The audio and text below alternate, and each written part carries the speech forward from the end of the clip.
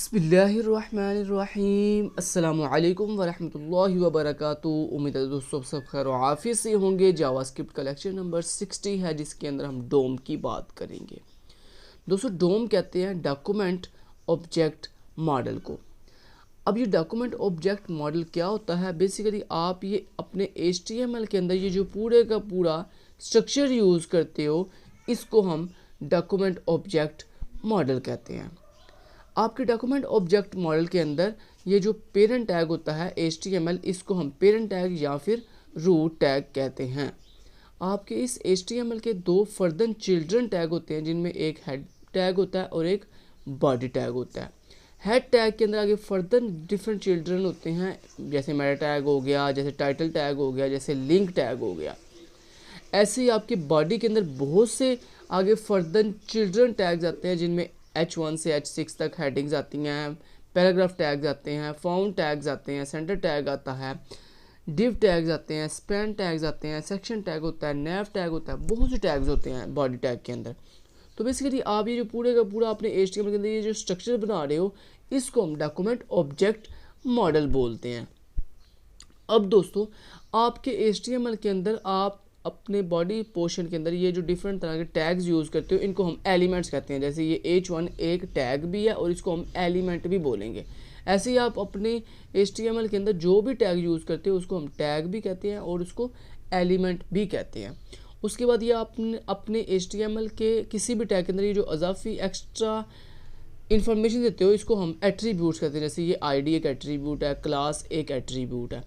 ऐसे अपने एलिमेंट के अंदर ये जो आप टेक्स्ट यूज़ कर रहे हो उसको हम टेक्स्ट सिंपल टेक्स्ट कहते हैं। अब दोस्तों ये जितनी भी आपकी चीज़ें हैं HTML के अंदर इनको जावास्क्रिप्ट में बेसिकली एक स्पेसिफिक नाम दिया जाता है, नोड के नाम से। किस नाम से? नोड के नाम से। ये आपने इंटरव्यू का बहुत इंपॉर्टेंट क्वेश्चन है, ये आपने याद रखना है कि HTML की जितनी भी चीज़ें होती हैं इनको जावास्क्रिप्ट के अंदर, जावास्क्रिप्ट के डोम यानी डॉक्यूमेंट ऑब्जेक्ट मॉडल के अंदर क्या कहते हैं जी? नोड्स कहते हैं। जैसे ये H1 क्या है? ये H1 एक एलिमेंट है। जैसे मैंने अभी भी आपको बताया कि ये जो HTML के अंदर जितने भी एट्रीब्यूट्स होती हैं, एट्रीब्यूट्स जितने भी टैग्स होते हैं इनको हम जो है वो क्या कहते हैं? इनको हम एलिमेंट भी कहते हैं। इनको HTML में एलिमेंट कहते हैं और जावास्क्रिप्ट में एलिमेंट नोड्स कहते हैं। ऐसे ये जो आपके जितने भी एट्रीब्यूट्स हैं इन एट्रीब्यूट्स को जावास्क्रिप्ट के अंदर एट्रीब्यूट नोड्स कहते हैं।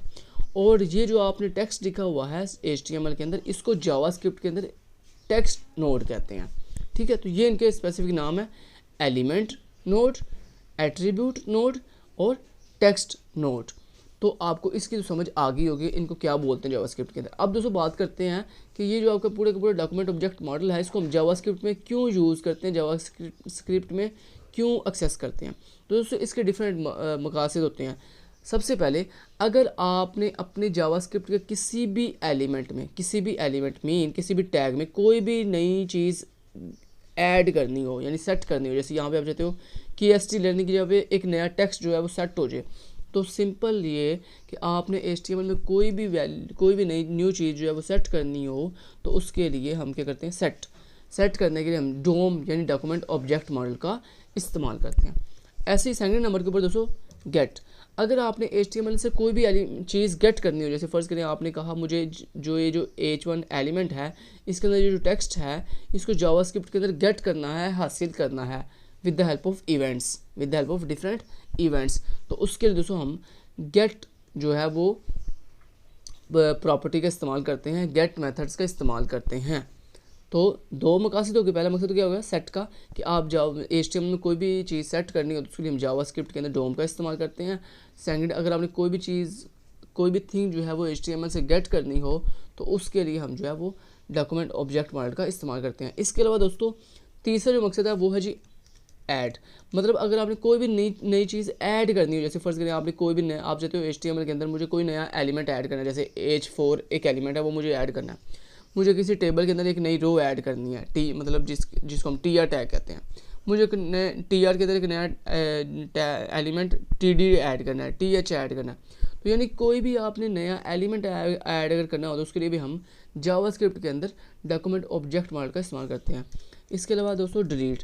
अगर आपने कोई, जिस तरह आपने अभी देखा कि आप कोई भी एलिमेंट ऐड करने के लिए भी डोम का इस्तेमाल करते हो, ऐसे अगर आपने कोई भी एलिमेंट डिलीट करना हो, जैसे आपने कहा मुझे जो H1 एलिमेंट है ना ये पूरा का पूरा इसको मुझे डिलीट करना है, ऐसे मुझे टेबल के अंदर एक टैग है एक एलिमेंट है, टैग है TR के नाम से, मुझे उसे डिलीट करना है, तो उसके लिए आप जावास्क्रिप्ट के अंदर डोम यानी डॉक्यूमेंट ऑब्जेक्ट मॉडल का इस्तेमाल करेंगे। तो ये दोस्तों आपके 4 जो है मेन मकसद थे जावास्क्रिप्ट के अंदर डोम का इस्तेमाल करने के।